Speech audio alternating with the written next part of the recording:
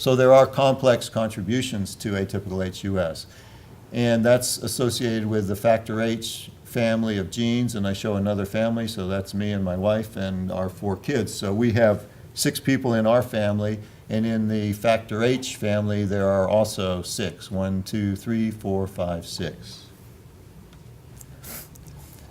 All of these members of the factor H family help control the complement system.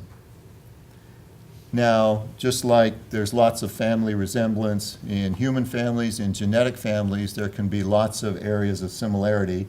And because of those areas of similarity, during recombination, when genes are kind of mixed up and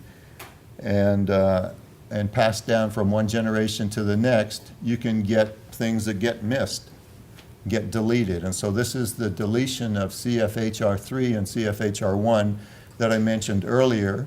That's a common deletion in the general population. And again, 3% of the population have no copies of CFHR3 and CFHR1. So that's not in and of itself bad. It's just a variant.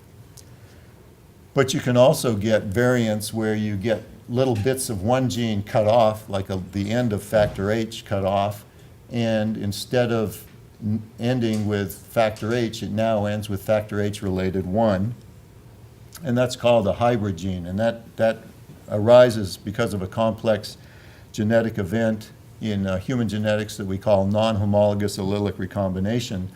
But what that means for short is that you get a novel fusion protein, and that novel fusion protein can have new functions.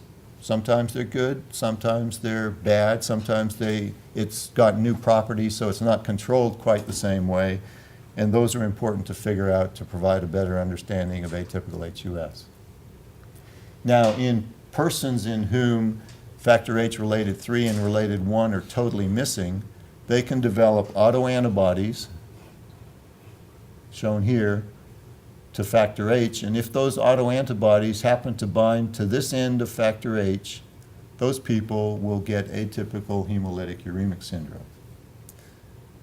If they happen to bind to this end of factor H, they get a different disease entirely. So it's really important for us to be able to figure out what's going on at a very fine level of detail to be able to help clinicians and help patients and their families.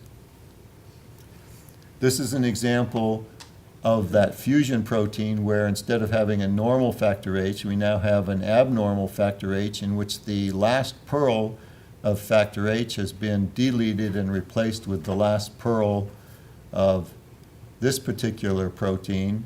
And this is an example of a family in which this occurred. This is the first family in the world described in which this occurred.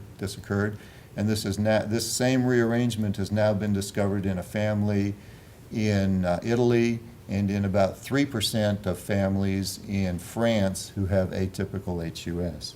And so that shows how a discovery made in this lab can have an impact throughout the world in the atypical aHUS community in providing better understanding for this disease.